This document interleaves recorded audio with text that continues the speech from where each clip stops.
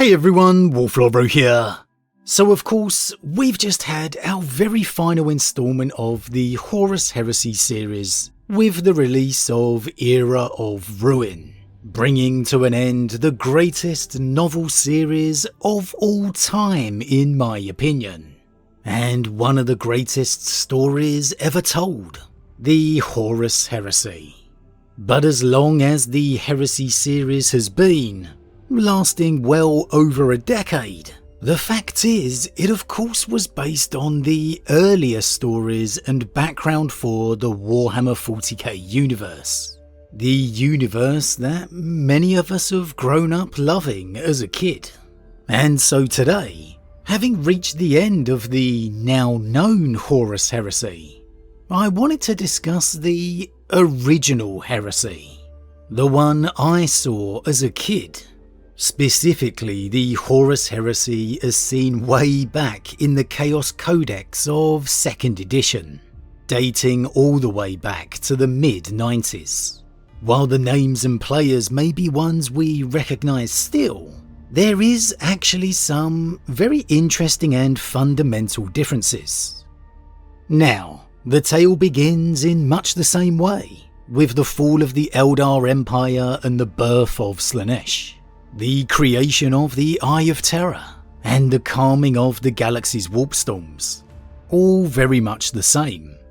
However, here it states the Emperor had foreseen the birth of Slaanesh, and had long been preparing for it, having his Space Marine and Imperial forces already ready to go, and the Great Crusade was launched to reclaim the galaxy and scour chaos from it, where we then reach the beginnings of the heresy. But the forces of chaos were not quite so easily beaten.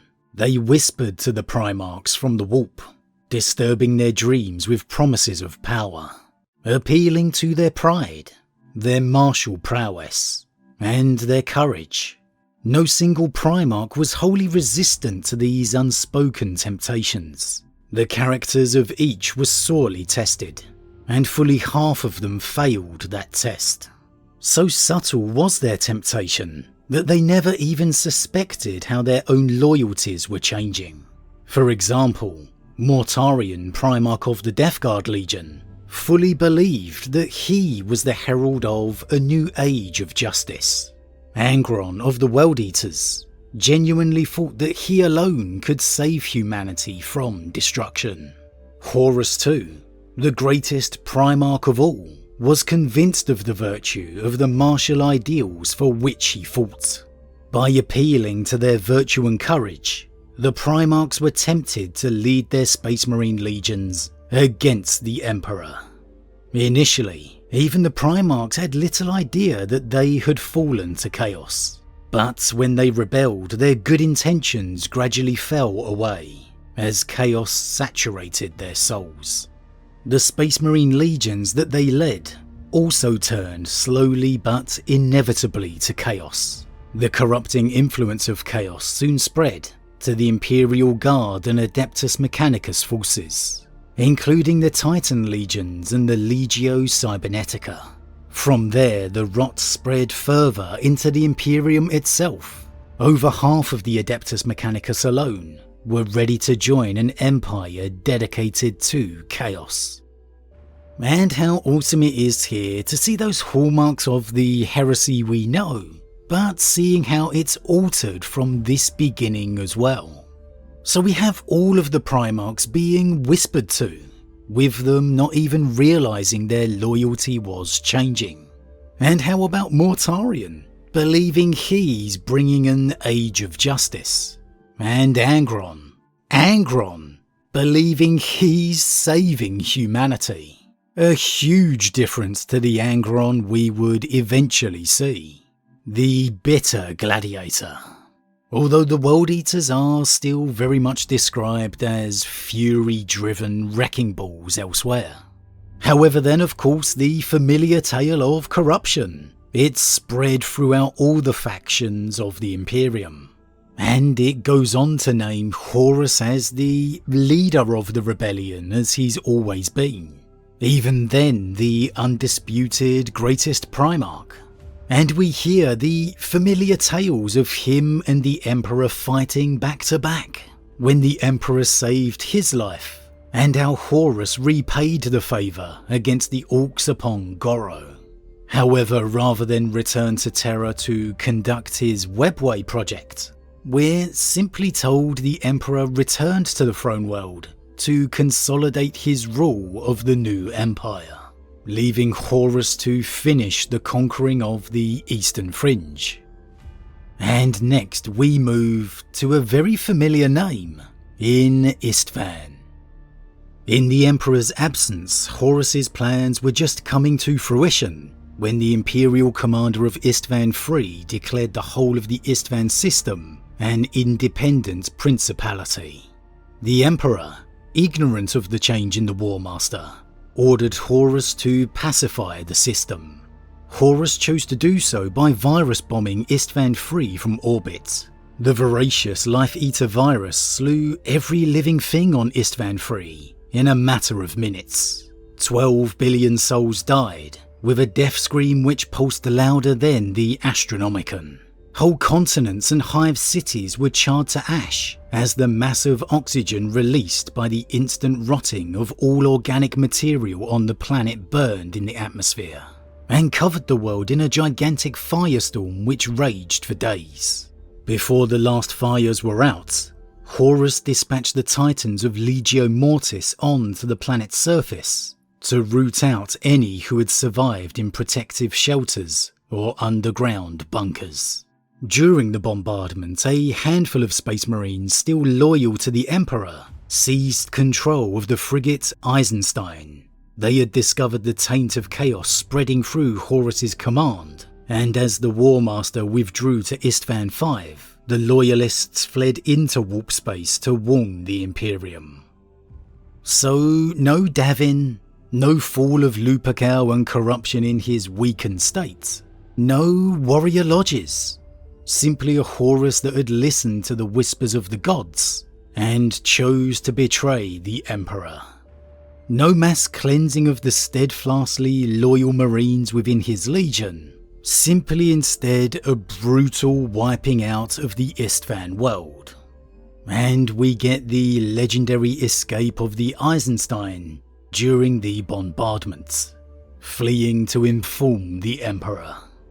So Magnus the Red, of course with no Davin, had a hugely reduced role in the original days of the Heresy than the one we have come to know now, arguably the most important Primarch to the Emperor's plan, although he was still a slightly sympathetic character, as it is mentioned elsewhere that Magnus did try to warn the Emperor, but it was after Horus had begun to assemble his troops. And this is where things not only begin to heat up, but get even more intriguing. Horus's fall came as a great shock to the Emperor. He hesitated, stunned by the extent of the War Master's treachery, unable to believe that his friend and general was really gathering his forces against him. The Inquisition began a purge of the Adeptus Mechanicus and Imperial Guard, but fighting broke out almost immediately as both organisations were shattered into loyalist and rebel factions. On Mars, Tech Priests fought with ancient forbidden weapons as both sides strove to win dominance. So we have an Emperor so shocked here. He's hesitating. A much more emotional Emperor than the one we have evolved to have now. And the Primarchs aren't even his sons at all. Horus instead described as his friend and general. So a massive difference here too. Fundamentally altering that main story narrative of the Heresy. Removing that family father-son aspect completely. And then we get the mention of the Inquisition, already a part of the Imperium here. Something that in the current lore doesn't really come into being until the Paranoid Aftermath. But the story continues. With the war erupting, the Empire of Humanity begins to tear itself apart. And we're told here the Imperial fleet differed, implying there was only one main one, and it only succeeded in defending the home system of Terra, but it suffered casualties so vast in doing so that it was forced to retreat to Luna.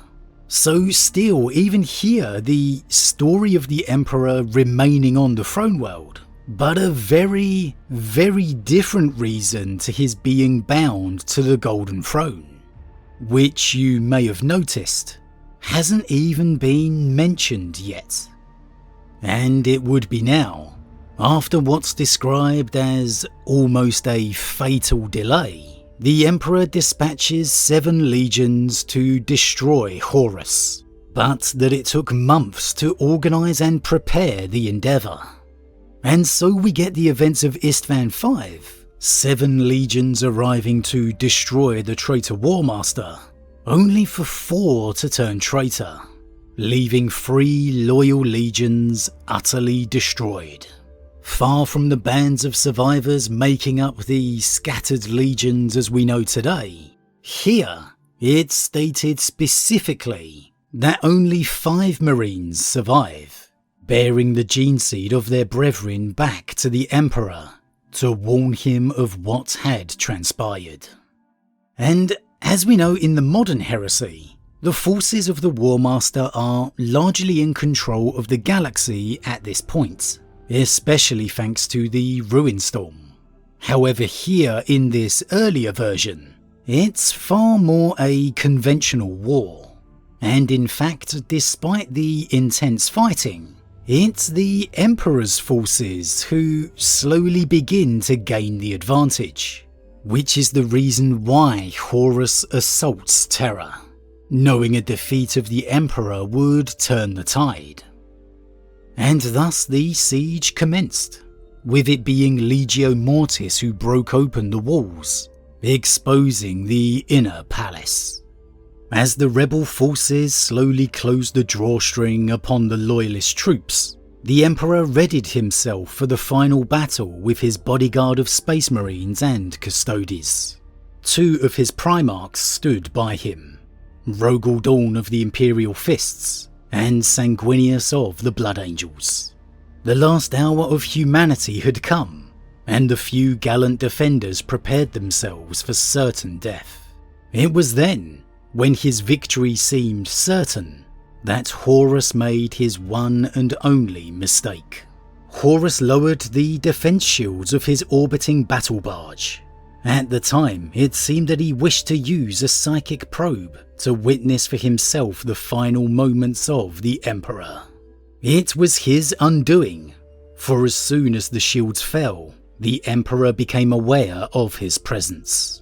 The Emperor did not miss the crucial opportunity. Within a matter of seconds, the teleport links were keyed to Horus's barge, and the Emperor and his immediate entourage, and the 2 loyal Primarchs, Rogel Dawn and Sanguinius, were teleported right into the nest of Horus himself.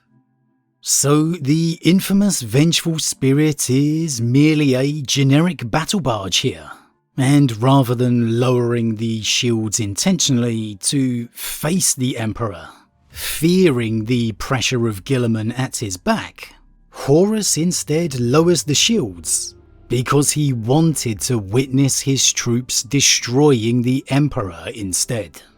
So it's very much the Emperor reactively capitalising on a mistake here, not a knowing confrontation that had to come. So a bit less dramatic maybe. But I don't know, I kind of like the Emperor just gambling it all at a moment's notice. Literally seconds after realising the shield is down, he's teleporting aboard, just absolutely going for it. And then of course here, we get the mention of Rogel and Sanguinius, the only 2 Primarchs by the Emperor's side in the final stages. No Praetorian and Lord Commander role for Rogel, but still even here decades earlier, the paragon of loyalty. And so too the Angel. But of course there's no Vulcan, who was a surprise addition in the current Heresy series. And no mention of Jagatai either. However, so it is, the Emperor teleports aboard to face the War Master, finding Sanguinius' slain body as he arrives at the bridge. The Emperor launched his attack, as much a struggle between two old friends as it was a struggle for the fate of humanity. Both knew that whichever of them won would inherit the rule of the galaxy and become the undisputed Emperor of mankind. If Horus won, then chaos would reign supreme, and mankind would join the Eldar as a lost race. The fight with Horus was waged both in the material universe and in the warp, their bodies and their spirits battling for survival. Though Horus dealt him grievous wounds, the Emperor fought not only for his life, but that of untold billions across the galaxy. It was Horus who faltered first, perhaps because some shred of humanity survived in the Primarch and betrayed him in the end. The Emperor destroyed his friend with the last vestiges of his strength. His body was all but destroyed, and his psychic powers were also dealt a severe blow. With the death of the War Master, the forces of chaos on Earth melted away. Some of those not too long in the service of chaos were suddenly free from its illusions and quickly switched sides, fighting with all the more vigour in their attempts to make amends for their treachery. Others, whose corruption was more deeply rooted, seeing that all was lost, retreated to their ships and fled into open space. The Emperor's body was hastily returned to Earth and placed in a life-preserving stasis field. The life support unit known as the Golden Throne was quickly built to encase the Emperor. His powers survived, but his body was shattered. At first he was able to communicate semi-coherently for brief periods. Later he lapsed into complete silence. That silence has remained undisturbed now for almost 10,000 years. So it's two old friends facing off as opposed to father and son. And intriguing to see that even here, it was a battle within both the realms, the physical and the warp. A factor greatly played up and evolved in the Heresy novel series. Hugely so, in fact. And we have Horus hesitating, not pleading for forgiveness with his eyes at the end, but instead hesitating during the battle, and the Emperor taking full advantage of it, taking him out completely. And I do have to say, I do much prefer the Emperor just winning through his might, his strength. However, how interesting is it to see many reverting back to their old selves with Horus's death, switching sides back to the Imperium, as if the chaos corruption is more a shroud than the embedded taint that can't be removed. Very different. Although admittedly it does say those recently fallen. However, still, there's no way that's happening in the current lore. Once you fall, you absolutely are lost forever. And then finally, the introduction of the Golden Throne. Not an object integral to the heresy at all, but instead a machine created in the aftermath to simply keep the Emperor alive. Not an ancient device found and adapted, barely understood, but instead something created entirely by the Imperium. And we have the Emperor speaking briefly too, something that I actually hoped we'd get at the conclusion of the Siege of Terror. Some form of final words or farewell to his Primarchs, some instruction. But of course it wasn't to be. I guess for many a far more fitting end to the grimdark universe it has evolved to be. A far darker one than the one we see here. And there's a final interesting fact of the aftermath too. The scouring of the traitor legions from the Imperium. That here lasted for 7 years. And that is that it's actually the Emperor's judgment of punishment that sees the traitor legions banished to the Eye of Terror. And it's because the Imperium is so weakened by this point, no other punishment was realistically possible, implying that actually the Emperor would have much preferred to have seen them destroyed, said to be tempering his vengeance.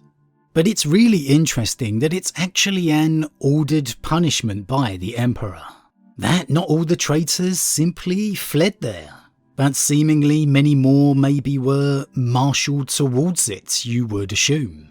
Who knows? However, this was it. This was the earlier heresy of the Chaos 2nd Edition Codex. So many similarities to the story we know, yet so many little differences too.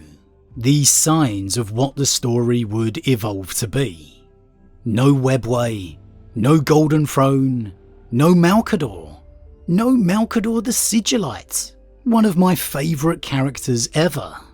Horus and the Emperor friends as opposed to father and son, and it being Horus who hesitated, rather than the Emperor holding back, as was the case for so many years, before we received the end and the death. And so as always everyone, what do you think? What do you think of this earlier heresy? Are there aspects you prefer here? And are there things you don't? Do you even prefer this earlier version? Or are you glad it's evolved the way it has over the years? As always everyone, leave your thoughts in the comments below. A huge thank you to all my subscribers, your support truly means a lot to me, it really does. If you're new, please consider subscribing to help the channel grow. And if you enjoyed this particular vid, then why not drop a like on it too. But with that said, I am off, and I'll see you all again real soon.